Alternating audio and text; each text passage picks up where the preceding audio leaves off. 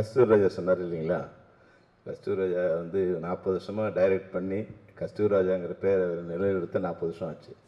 ஆனால் அபிபியில் நடிச்சோடனே யூசுஃபுங்கிற பேர் தானே வந்துடுது. அது மாதிரி நான் தான் ரோஜா இன்ட்ரோடியூஸ் பண்ணுங்கிற நிலவு போயிட்டு இப்போ ரோஜாவி ராஜான்னு அடையாளப்படுத்த வேண்டி நடிகர்களுக்கு அதுதான் வந்து குள்ளமணியாக இருந்தாலும் அவங்களுக்கு இருக்கிற இமேஜ் இருக்குங்களே, அது நடிகர்களுக்கு உண்டான அது. இந்த லவ் திரைப்படத்தை இசை வெளியீட்டுக்கு வருகை தந்துள்ள பத்திரிகையாளர்கள், மேடையில் இருக்கின்ற தமிழ் திரைப்பட தயாரிப்பு சங்க செயலாளர் கதிரேசன், துணைத் தலைவர் கமலக்கண்ணன், அதுபோன்ற வாழ்த்து சென்ற சிவா சார், லலித் மாஸ்டர், இந்த திரைப்படத்தில் பணியாற்றிருக்கின்ற அனைத்து தொழில்நுட்ப கலைஞர்கள், இயக்குனர் உட்பட, அதுபோல என்னுடைய நண்பர்கள் சகோதரர் உதயகுமார், சசி, ரவி மரியா, தாத்தா கஸ்தூர்ராஜா, அனைவருக்கும் என்னுடைய வாழ்த்துக்கள். ஏன்னா நான் இது ஏன் சொல்கிறேன்னா, நான் வந்து அந்த கேசட் ரிலீஸ் பண்ணும்போதே தாத்தா கூப்பிடுன்னு வந்து பவிஷ் சொன்னார். தாத்தாங்கிறத கஸ்தூர்ராஜா விரும்ப மாட்டார்னு நினச்சிட்டு எப்பா தாத்தா உடுப்பா அது சொல்லாதான்னு நினச்சேன். ஆனால் கஸ்தூர்ராஜா மேடையிலே நான் தாத்தா தான் பேரனை பக்கத்தில் நிற்க வச்சுட்டதா இல்லை, அதனால தான் உங்களை தாத்தா சொன்னாங்க. வருத்தப்படாதீங்க கஸ்தூர்ராஜா. ஏன்னா கஸ்தூர்ராஜா சார் வந்து எங்களுடைய நெருங்கிய நண்பர். அவருடைய வெற்றி தோல்வி அது எல்லாத்தையும் கடந்து வந்த பாதையில் நாங்களும் இணைஞ்சு பயணிச்சிருக்கோம். உண்மையே வந்து ஒரு சாதனை தான். தான் இயக்குனராகி தன் மகனை இயக்குனராக்கி, மகனை ஹீரோவாக்கி, பேரனை வந்து கொண்டு வந்துட்டுருக்கோம்னா அது உண்மையிலே அது ஒரு வரப்பிரசாதம். ஆனால் அவரோட டெக்னிக் தெரிஞ்சிடுச்சு. கடவுள்னு சொல்லிட்டு என்ன திருவிளையாடன்னு பண்ணிக்கலான்னு. உண்மையிலே இந்த லவ் வந்து மற்ற திரைப்படத்துக்கு இசை வெளியிட்டு வர்றதுக்கும் இதுக்கும் வந்து பெரிய வித்தியாசம் இருக்குது. நான் வந்து ஆக்சுவலாக இப்போ ரவிமரியா வந்திருக்காரு. ரவிமரியாவோட பையனை ஹீரோ வச்சு நான் ஒரு படம் ப்ரொடியூஸ் பண்ணுறதுன்னு வந்து ஒரு 100 கதை கேட்டேன். நான் 100 கதை கேட்டு அப்போ மகேஷ் வந்து ரவிமரியா என்கிட்ட கூப்பிட்டு வந்தார். இந்த கதை கேட்டவுடனே எனக்கு ரொம்ப அந்த 100 கதையில் இந்த கதை பெஸ்ட்டாக எனக்கு தோணுச்சு. அது என்னென்னா, அந்த மௌன கீதங்களில் வந்து பாக்கியராஜ் சாரையும் தங்கைக்கு ஒரு கீதத்தில் டி ராஜேந்திரனையும் அது மிக்ஸ் பண்ண மாதிரியான ஒரு கதை வந்து எக்ஸ்ட்ராலண்ட்டாக இருந்தது. ரவி இந்த கதையை நம்ம பண்ணலாம் அப்படின்னா அவரோட பையனுக்காக அவரை ஹீரோ வச்சு பண்ணுறதை நான் முடிவு பண்ணி அந்த ப்ராஜெக்ட் பண்ணாங்க. அப்புறம் மெதுவாக வந்து மகேஷ் சொன்னார், சார் இந்த கதையை நான் வந்து தனஞ்சயன்ட்டு சொல்லியிருக்கேன், அவர்கிட்ட அட்வான்ஸ் வாங்கியிருக்கேன், ஆனால் ஒரு 6 மாதமாக அப்படியே இருக்குது சார், பண்ணுறாரா இல்லையான்னு தெரிலன்னு. நான் கேட்கட்டேம்மா சார்னாரு. அப்புறம் நீ எங்களுக்காக கேட்காது, நானே அவர்கிட்ட பேசுகிறேன்னு நான் வேறு எல்லா விஷயம்லாம் பேசிட்டு அவர்கிட்ட மெதுவாக கேட்டேன். சார் மகேஷ் ஒரு பையன்கிட்ட கதை கேட்டிங்களே, அது எப்படி சார்? கொஞ்ச நாள் ஹோல்ட் பண்ணுறேன், ஒரு சரியான இது வந்தோன்னா அதை லிங்க் பண்ண போது சார் 2 மந்த்ஸில் ஸ்டார்ட் பண்ணிடுவேன். இப்போ ரவி கூப்பிட்டுன்னா ரவி அந்த படம் டேக்அப் ஆகுது, அதனால் அந்த கதையை நம்ம பண்ண முடியாதுன்னு. அதனால் இந்த கதையை வந்து ஏறக்குறைய எனக்கு ஒரு 1.5 hours சொன்னார். அவ்வளோ அழகாக அந்த கதை கேட்கும்போதே ஒரு படம் பார்க்குற மாதிரி இருந்தது. உண்மையாக வந்து அவ்வளோ சிறப்பாக இருந்தது. நிச்சயமாக இந்த படம் ஒரு நல்ல படமாக இருக்கும். இதில் நடிக்கிற 2 பேர் மிகப்பெரிய பேர் வாங்குவாங்க. இதில் ஹீரோவுக்கும் ஹீரோயினுக்கும் வந்து அவ்வளோ எக்ஸ்ட்ராடினரி கேரக்டர்ஸ். இந்த கதை நீங்கள் படம் பார்த்தீங்கன்னா தெரியும். அவர் கதை சொல்லும்போது 2 சொன்னார். அப்போ பவிஷ் ஹீரோன்னு சொல்லல, ஆனால் செல்வராம மாதிரி ஒரு கேரக்டர்ஸான்னு சொன்னார். அவர் கதையை உருவாக்கும் போது செல்வராம மாதிரி ஒரு கேரக்டருங்கிறத உருவாக்கிட்டார். அப்புறம் ஒரு ரவுடி கேரக்டர்னு சொன்னார். அது யாராருன்னு பார்த்தா வனிதா கொண்டு வந்து வச்சு உண்மையிலே நான் அந்த இதுக்கு நான் சிறப்பாக இருந்தது. அப்புறம் உள்ளே வரும்போது இப்போ தினேஷை பற்றி இவர் சொன்னார், நம்ம தினா சொன்னார், எப்படி நீங்கள் நண்பர்களாக இருக்கீங்கன்னு. உண்மையிலே நீங்கள் உங்கள் எல்லாரும் தெரியும், நம்ம தனஞ்சயன் வந்து எல்லாத்துலேயும் அதிகம் பேச்சு உட்பட. அது பேசும்போது கொஞ்சம் சேவட்டனாக இருந்துட்டோம். நீங்கள் இருந்துட்டீங்கன்னா எந்த பிரச்சனையும் இல்லை. வரும்போது சொன்னார், சார் டைரக்டர் எக்ஸலன்ட் சார். அதாவது ஒரு விஷயத்தை பிளான் பண்ணி திட்டமிட்டு என்கிட்ட ஒரு பட்ஜெட் சொன்னார் மகேஷ். நான் சொன்னேன், மகேஷ் இந்த பட்ஜெட்டில் பண்ண முடியாது மகேஷ், நீ சொல்கிறத விட கொஞ்சம் இது. நான் ஒரு பட்ஜெட் கொடுத்தேன், எவ்வளோ ஆகும்? இல்லை சார் நான் கொஞ்சம் ஸ்க்யூஸ் பண்ணி பண்ணுறேன். நான் சொன்னேன், இதெல்லாம் பண்ண முடியாது, இன்றைக்கி கரெக்டுலேயே வேஜஸில் சிஸ்டத்தில் இது பண்ண முடியாதுப்பா, இவ்வளோ பண்ணணும். அவர் என்ன பட்ஜெட் சொன்னாரோ அதே பட்ஜெட்டுக்குள்ளே, அதை நான் சொன்ன பட்ஜெட் அதுக்குள்ளே வந்து அது முடிச்சிருக்காருன்னா உண்மையில் 2 பேரோட முயற்சி இருக்கு இல்லையா, தனஞ்சயனோட முயற்சி ப்ளஸ் மகேஷோட திட்டமிடுதல். அப்போ உள்ளே வரும்போது ஒரு விஷயம் சொன்னார் நம்ம தனஞ்சயன். அதாவது வந்து தனஞ்சயன் வாயால் ஒரு டைரக்டரை வந்து பிளான் பண்ணுறதுல எக்ஸலண்ட்னு சொல்கிறது ரொம்ப கஷ்டம் மகேஷ்.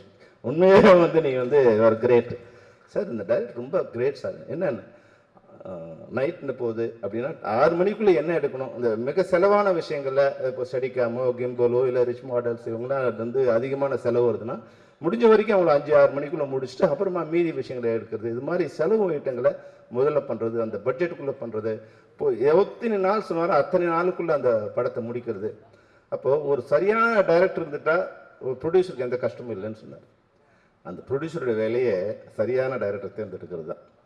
அதை நீங்கள் சரியாக பண்ணிட்டீங்கன்னா நிச்சயமாக நீங்கள் எஸ்கேப் ஆகிடலாம். இப்போ என்னென்னா நாங்கள் வந்து ஒரு அது நிர்பந்தம் மாதிரி தெரியும், தயாரிப்பாளர் சங்கங்களுக்கு நிர்பந்தம் மாதிரி தெரியும். அதாவது மெம்பர் தான் ஒர்க் பண்ணணும்னு இப்போ தீனா கேட்டார் அப்படின்ற போது இப்போ 3 விஷயம் வந்தது. இப்போ நேற்றே 3 விஷயம் சொன்னார். அதில் ஒருத்தர் வந்து நான் மெம்பர், அவரை எங்களால் கண்ட்ரோல் பண்ணி கொண்டு வர முடியல.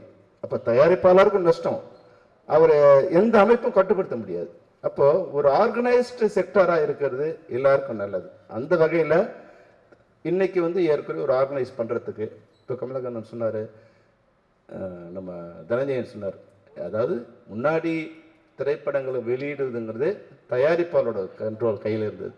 ஃபர்ஸ்ட் காப்பி முடிஞ்சிச்சுன்னா படத்தை ரிலீஸ் பண்ணிடலாம். அது மீது என்ன இருந்தாலும் அது ப்ரொடியூசர் கண்ட்ரோலில் இருந்தது. அப்புறம் ஹீரோ கண்ட்ரோலுக்கு மாறிச்சு. இன்றைக்கி எவ்வளோ பெரிய ஹீரோவாக இருந்தாலும் அந்த ரிலீஸ் டேட்டை கண்ட்ரோல் பண்ணுறது ஓடிடி தான். பெரிய இன்னைக்கு தமிழ்நாட்டிலே பெரிய நட்சத்திரமாக இருக்கலாம், இல்லை இந்தியாவிலே பெரிய நட்சத்திரமாக இருக்கலாம்.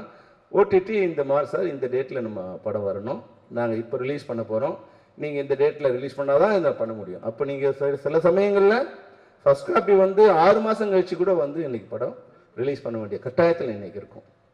நல்ல முயற்சியாக ஓடிடி ஒன்று ப்ரொடியூசர் சங்கத்திலேருந்து அவர்களோட ஆதரவோட இல்லை ஆலோசனையோட ஒரு ஓடிடி ஆரம்பிக்கிற முயற்சி வந்து உண்மையிலேயே ஒரு நல்ல முயற்சி. கமலக்கண்ணன், கதிரேசன், நீங்கள் எல்லாரும், தனஞ்சயன் கூட அதில் இருக்காருன்னு சொன்னார். நிச்சயமாக அப்படி வரும்போது இப்போ என்னென்னா ஓடிடியில் சின்ன படங்களை வாங்குறதில்ல, தனஞ்சயனுக்கு கொஞ்சம் அதில் இன்ஃப்ளூயன்ஸ் இருக்குது. அதனால் படமும் ஜனதன் இன்ஃப்ளூயன்ஸ் தான் எல்லா படத்தையும் வாங்கிட முடியாது, படமும் அவங்க பார்த்து நல்லா இருக்கணும். ஆனால் அந்த வாசல் எங்கே இருக்குங்கிறது தனஞ்சயன் மாதிரியான தயாரிப்பாளருக்கு தெரியும். ஆனால் மற்ற நிறைய தயாரிப்பாளருக்கு அந்த டோர் எங்கே இருக்குன்னு தெரியாது. அது ஓடிடியில் எப்படி வந்து சேல் பண்ணணும்னு தெரியாது. ஏன்னா எல்லாருக்குமே வந்து ஹெட் ஆஃபீஸ் வந்து பாம்பேயில் இருக்கும். படம் எடுக்கணும்னா இப்போ இங்கிலீஷும் கற்றுட்டு வரணுங்கிற ஒரு கட்டாயம் இப்போ இருக்குது. அப்போ இங்கே எந்த ஓடிடியோட அலுவலகமும் இங்கே இருக்கிறது இல்லை. இங்கே இருக்குது, இது வந்து ஒரு கம்யூனிகேஷன் சென்டராக தான் இந்த ஆஃபீஸ் இருக்குது. இங்கேருந்து அவங்களுக்கு சொல்லணும், அவங்க வந்து படம் பார்க்கணும். இப்போ ஹீரோ கதை சொல்லி, ப்ரொடியூசர் கதை சொல்லி, இப்போ ஓடிடி கதை சொல்லி அவங்களுக்கு படத்தை காமிச்சு அப்போ ரிலீஸ் பண்ணணும். அப்படி இருந்தால் கூட ஒரு சின்னதாக ஒரு 5லேருந்து 10 படங்கள் தான் இன்றைக்கி ஒரு ஓடிடி வாங்குறாங்க. அப்போ அதிகபட்சம் 3-4 ஓடிடி தான் வந்து இன்றைக்கி மார்க்கெட்டில் படம் வாங்குறவங்களா இருக்காங்க.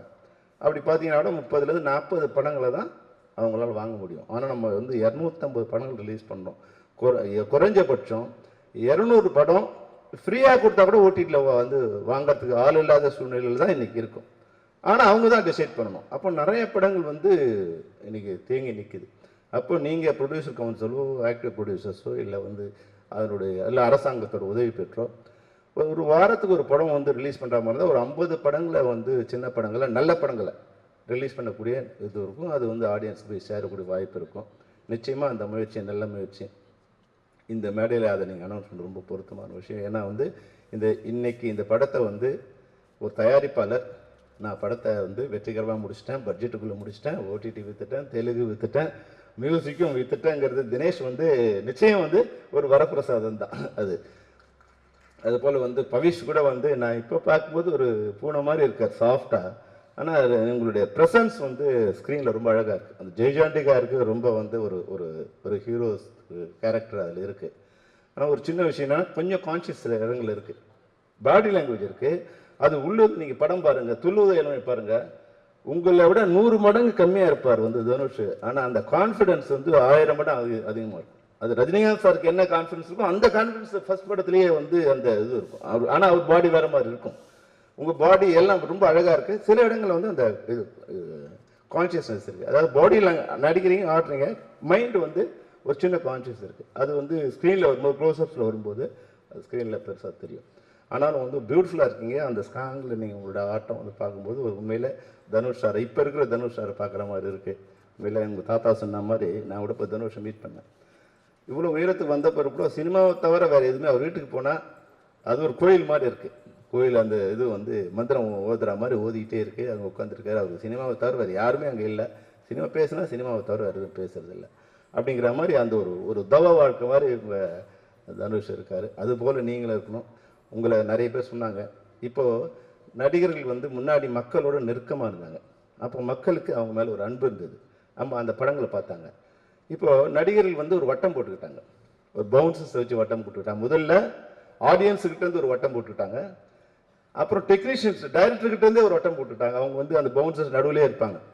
இப்போ ப்ரொடியூசர்கிட்டேருந்து கூட ஒரு வட்டம் போட்டுக்கிட்டாங்க ஹீரோஸ். அவங்கள ப்ரொடியூசருக்கு பார்க்கணுன்னா கூட இந்த பவுன்சரை தாண்டி போக வேண்டியிருக்கு. அப்போ ஆட்டோமேட்டிக்காக என்ன ஆகுறாங்கன்னா அவங்க வந்து மக்கள்கிட்ட விலகி போகிறாங்க, டெக்னீஷியனுக்கு விலகி போகிறாங்க. அப்படிலாம் இல்லாமல் முன்னாடி நாங்கள் படம் பண்ணும்போது நாங்கள் பண்ணுற வரைக்கும் கூட எல்லோரும் ஒன்றா தான் இருந்தோம், ஒரே இடமாக தான் இருந்தோம். ஷார்ட் இருந்தாலும் இல்லைனாலும் எல்லோரும் அடுத்தவங்க என்ன நடிக்கிறாங்கன்னு இந்த நடிகர் பார்த்தாங்க. இப்போ எல்லோரும் வந்து என் ஷார்ட் இருக்கா, ரெடியா, வரலாம், முடிஞ்சிடுச்சா, போகலன்னா உங்கள் கவுண்டர் என்ன ஆக்ட் பண்ணுறாங்கன்னு நிறைய பேருக்கு தெரியாது. அப்போது ஒரே ஒரு விஷயம் சொல்கிறேன். அந்த சிவாஜி சார் வச்சு ஜல்லிக்கட்டு படம் மணிவண்ணன் சார் டைரக்ட் பண்ணுறேன். அதில் நான் வந்து உதவி இயக்குனர். அப்போது வந்து ஒரு ஷார்ட் முடிஞ்சிடுச்சு. அதில் மாஸ்டர் ஷார்ட்லாம் முதல்ல எடுத்துட்டார் மணிவண்ணன் சார். அதில் அப்புறம் வந்து சிவாஜி சாரோட க்ளோஸ் அப்லாம் எடுத்துட்டார். அப்போது டைரக்டர் சொன்னார், சார் முடிஞ்சிடுச்சிங்க போகலான்னு. பரவாயில்ல பண்ணு உட்காந்துட்டார். உட்காந்து மேக்கப்லாம் கலைச்சிட்டாரு. கலைச்சி விக்லாம் எடுத்துட்டார். அப்புறம் சத்யராஜ் சார் கவுண்டர் ஷாட்ஸ்லாம் எடுத்துகிட்ருக்கோம். அதில் மாஸ்டர் ஷாட்டில் சத்யராஜ் சார் என்ன பண்ணாரோ அதை விட வந்து வேற வந்து ஆக்ஷன்லாம் அவர் பண்ணியிருந்தார். அது அது கொஞ்சம் என்ஹான்ஸ் பண்ணியிருந்தார். உடனே சிவாஜி சார் சொன்னார், ஏய் நீ இதெல்லாம் பண்ணலையடா, நீ வந்து மாஸ்டர் ஷாட்டில் இதெல்லாம் பண்ணலையே, என்னோட காம்பினேஷனில் எதெல்லாம் பண்ணலையே, நீ என்னை ஏமாற்றக்கூடாதா நீ என்ன. மறுபடியும் மேக்கப் போட்டார். மறுபடியும் இருக்க வச்சுட்டு இதுக்கு மணிவண்ணன் இதுக்கு எனக்கு கவுண்டர் கொண்டுனார். அப்போ அதுக்கு ஈக்குவலான கவுண்டர் நான் நடிக்கணும்னு. அப்போது திரைப்படங்கிறது வந்து நாம் நடிக்கிறது மட்டும் இல்லை, எதிராளி என்ன நடிக்கிறாரோ அதை ஓவர்டேக் பண்ணாதான் நம்ம நடிகனாக இருக்க முடியுங்கிறது. சிவாஜி சாருக்கு ஜல்லிக்கட்டுங்கிறது வந்து அவருக்கு ஹீரோலாம் முடிஞ்சு அப்புறமா வந்து 200 படமோ 250 படமோ 300 படமோ.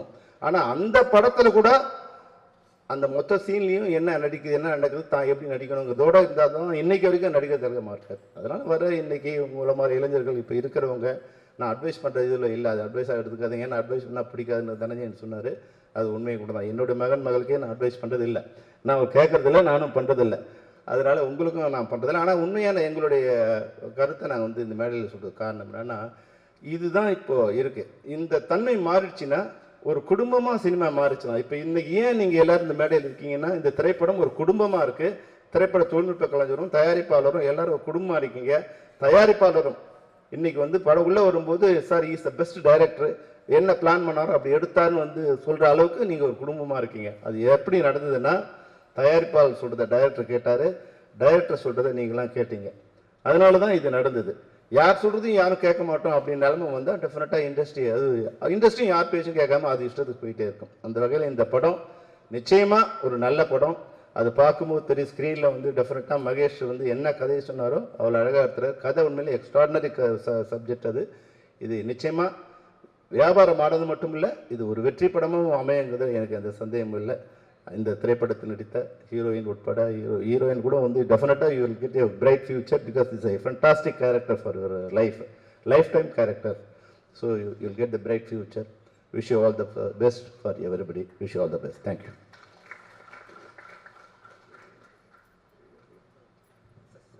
Thank you sir. அடுத்ததாக நாம் பேச அழைக்கிறோம். சொல்ல துடிக்கும் இதழுக்கும் சொல்லாமல் தவி